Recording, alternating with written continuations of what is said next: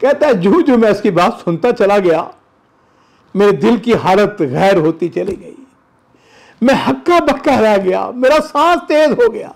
कहता है मैंने अपने बेटे के आंसू देखे, उसकी बेनूर आंखों से बरसते चले जा रहे थे। अस्सलामु अलैकुम वरहमतुल्लाहि वबरकातुहू। बिस्मिल्लाह वस्सलातु वस्सलामु अला रसूलिल्लाह।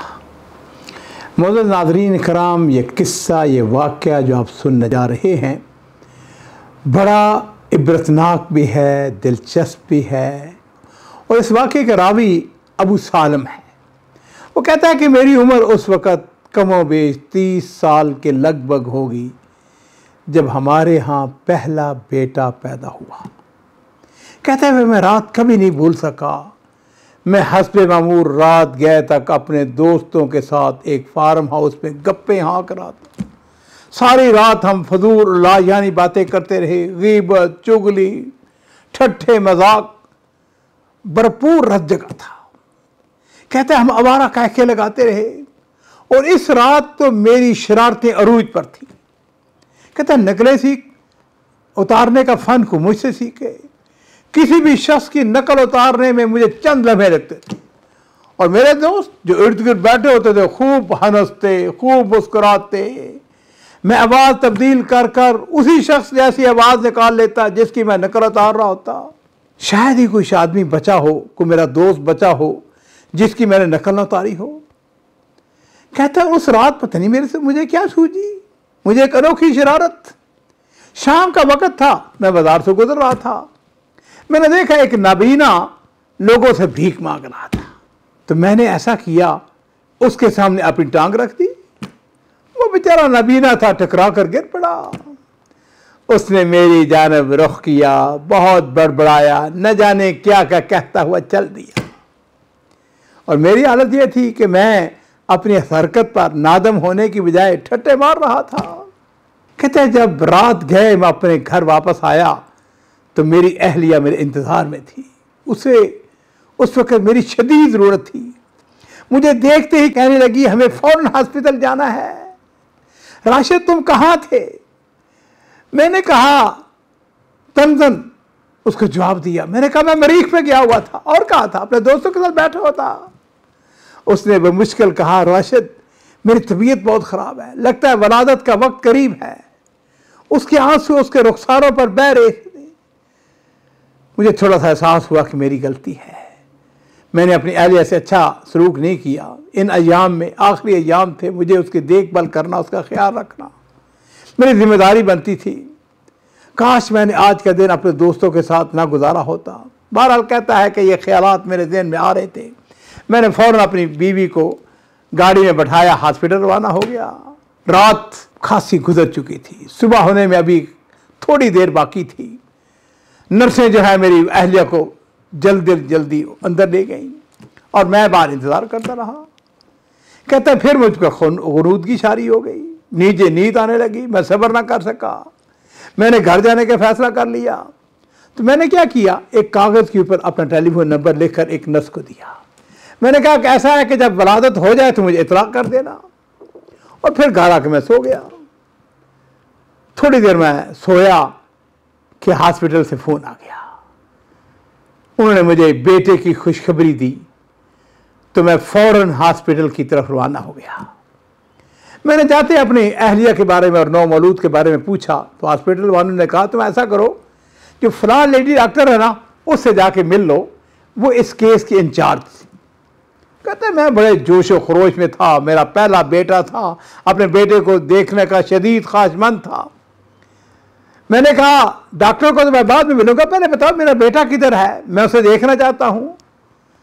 हॉस्पिटल वालों ने जवाब दिया ऐसा करो कि पहले डॉक्टर से मिलो। खैर कहता है कि मैं मजबूर था, मैं डॉक्टर के पास चला गया। उस लेडी डॉक्टर ने मुझको बैठने का इशारा किया, कहने लगी बैठ जाओ। फिर उसने एक लंबी तमहीद बांधी, मुसीबतों परेशानियों का जिक्र किया और फिर तकदीर पर राज़ी रहने की उसने फजीलत बयानी शुरू कर दी। और फिर उसने एक अचानक बड़ा भयानक इंकशाफ किया। कहने लगी तुम्हारा जो बच्चा पैदा हुआ है उसकी आंखों में सोजिश है, ऐसा लगता है कि वो कभी कुछ देख नहीं पाएगा, वो नाबीना है। कहता है कि जब मैंने डॉक्टर की ज़ुबान से ये बात सुनी तो मेरी आंखों के सामने रात वाला वो नाबीना आ गया जिससे मैंने ठट्टा किया था, जिसके आगे मैंने अपनी लात रख दी थी, टांग रख दी थी। अब भला मैं क्या कह सकता था। मैंने डॉक्टर का शुक्रिया अदा किया और कमरे से बाहर आ गया। कहता है कि अब मेरा रुख जो है अपनी बीवी, अपनी अहलिया के कमरे की तरफ था। मैंने देखा वो बेचारी सब्र शुक्र का नमूना बनी बैठी थी। उसने मुझको बार बार नसीहत की थी कि लोगों को मजाक ना उड़ाया करो, गीबत ना किया करो, चुगलियां ना खाया करो। कहता अगले दिन हम हॉस्पिटल से घर आ गए।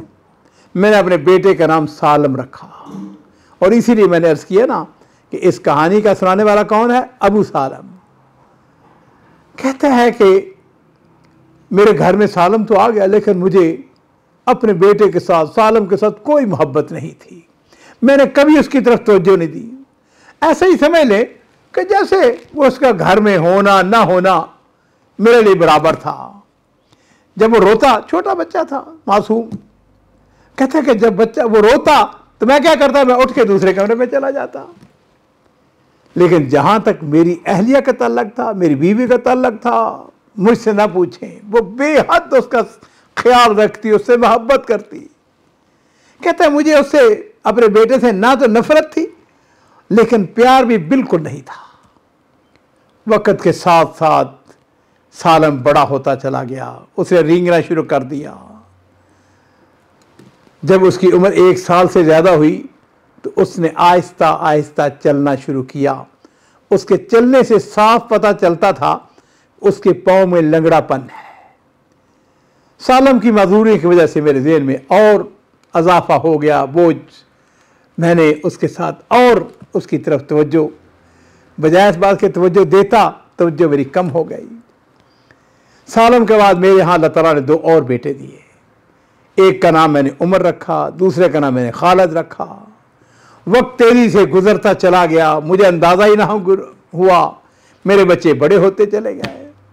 लेकिन कहता है मेरा शब और रोज़ वही, रात होती मैं अपने दोस्तों के पास जाता, गपशप लगाता, महफिल के, असल में मैं अपने दोस्तों की महफिल की जान था। मैं एक मस्खरा था, आए दिन अपनी मुनफरद शौकियों की वजह से उनको हंसाता रहता था। कहता है कि सब लोग मुझसे, जो मेरे करीबी थे ना, वो मायूस थे मेरी हरकतों की वजह से।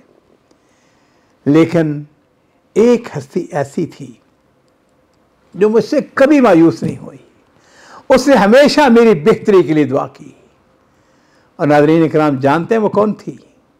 वो मेरे बच्चों की माँ थी, मेरी अहलिया, मेरी बीवी, जो रात गए तक मेरा इंतज़ार करती रहती।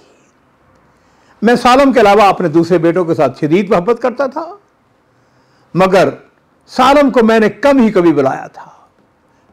कभी मैंने उसके बारे में कभी पूछा था वो कैसा है, कहाँ सा है। मैंने उसको नबीरों के स्कूल में दाखिल करवा दिया और फिर वक्त का एहसास ही नहीं हुआ। मेरा दफ्तर जाना, खाना पीना, सोना, दोस्तों के साथ रज जगह, ये सारे मामूलात चलते रहे। कहता है कि एक दिन ऐसा हुआ, जुमे का दिन था। जुमे के दिन छुट्टी होती है। मैं 11 बजे सो कर उठा और उस रात असल में मैंने एक दावत वलीमा में शिरकत करनी थी। उठा, नया लिबास पहना, इतर लगाया। घर से जब मैं बाहर जाने लगा तो मैंने देखा कि सालम ज़ारो कतार रो रहा है। कहता मेरे कदम रुक गए। जिंदगी में पहली दफा ऐसा हुआ था कि मैंने सालम को रोते हुए देखा था। उस बच्चे की उम्र 10 साल हो चुकी थी, लेकिन मैंने कभी उसकी तरफ तवज्जो नहीं की थी। और अब भी मेरी ख्वाहिश यही थी कि मैं जल्दी से निकल जाऊं। वो अपनी वालदा को बुला रहा था। कहता मैं खड़े का खड़ा रह गया। न जाने वो कौन सा जज्बा था कि मैं उसकी तरफ आगे बढ़ा। मैंने कहा सालम क्यों रो रहे हो? जब सालम ने मेरी आवाज सुनी तो उसने रोना बंद कर दिया।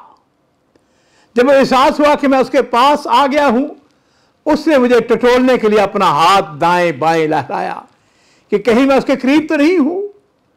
और जब उसे महसूस हुआ कि मैं उसके करीब ही खड़ा हूं तो वो एक तरफ सिमटने लगा, वो इससे दूर होने की कोशिश कर रहा था। और इधर मेरी हालत ये कि मैं उसके करीब होना चाहता था, लेकिन उसने मेरा तरफ रुख मोड़ लिया। शायद मेरी बेबसी, मेरी बेहिसी, लाताल्लुकी, बेगानगी का मुझको एहसास दिला रहा था। अबू तुम इतने साल, इतनी मुद्दत कहाँ रहे? 10 साल के बाद मेरा ख्याल आया है, मुझसे पूछ रहे हो। कहता है मेरा बेटा जो है वो अपने कमरे में चला गया, मैं उसके पीछे पीछे चला गया। मैंने उसे पूछा बेटे तुम क्यों रो रहे थे? लेकिन उसने रोने का सबब बताने से इनकार कर दिया। कहता मैं उसके करीब हुआ, उसका नन्हा सा हाथ पकड़ा, प्यार से पूछा बेटे बताते क्यों नहीं, तुम रो क्यों रहे थे?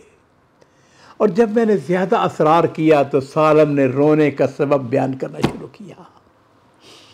कहता है जूं जूं मैं उसकी बात सुनता चला गया, मेरे दिल की हालत गैर होती चली गई। मैं हक्का बक्का रह गया, मेरा सांस तेज हो गया। और नाज़रीन इकराम, आपको ताज्जुब होगा कि उसने रोने का सबब कहने लगा अबू आज मेरा भाई उमर लेट हो गया है, वो मुझे हमेशा वक्त से पहले मस्जिद में लेके जाया करता था, जुमे का दिन है और मुझे डर ये है कि आज चूंकि मैं लेट हो गया हूं कहीं मुझे सफ़े अव्वल में जगह न मिले। और फिर उसने उमर को बुलाया, अपनी वालदा को आवाज़ दी, लेकिन उस दिन उसकी आवाज़ कोई नहीं आया, तो वो रो पड़ा। कहता है मैंने अपने बेटे के आंसू देखे, उसकी बेनूर आंखों से बरसते चले जा रहे थे। कहता है मैं उसकी बकैया गुफ्तगू नहीं सुन सका, मैंने आगे बढ़कर अपने इस बेटे की आंखों पर हाथ रख दिए और मैंने कहा सालम तुम इस वजह से रो रहे थे कि मस्जिद जाने में देर हो गई है? कहने लगा हाँ अबू ऐसा ही है। और नाज़रीन इकराम, वो न जाने इंसान जो है बड़ा गाफिल, बड़ा कमजोर है, लेकिन मेरा रब जो है वो बड़ा ही मेहरबान है। उस वक़्त कुदरत कहता है मेरे ऊपर मेहरबान हो गई, एक इनकलाब अंगेज घड़ी जिसने आनन फानन मेरी जिंदगी का धारा बदल कर रख दिया। मेरी जिंदगी में इनकलाब आ चुका था, मैं अपने दोस्तों को भूल गया, मुझे इस बात का ख्याल ही नहीं रहा कि मुझे दावत वलीमा में शिरकत करनी है। मैंने सालम से कहा सालम फिक्र न करो, गम न करो, चलो मैं तुम्हारे साथ चलता हूं, आज मैं तुम्हें मस्जिद छोड़ने जाऊंगा। वो कहने लगा कि नहीं नहीं उमर जाएगा अबू, वो हमेशा वो तो लेट कर देते ना, तखीर कर दे। मैंने कहा नहीं बेटे, आज तुम्हारा बाप तुम्हें मस्जिद छोड़ने जाएगा, आज मैं तुम्हारी उंगली पकड़ कर जाऊंगा। और सालम की हालत ये, वो हैरान, उसे यकीन नहीं आया। और फिर उसने थोड़ी देर सोचा और थोड़ी देर के बाद फिर उसकी हिचकियां बंद गई। कहता है मैंने सालम के आंसू पूछे, उसका बाजू थामा और गाड़ी की तरफ लेकर चलने लगा, लेकिन सालम ने अजीजों गाड़ी में बैठने से इनकार कर दिया।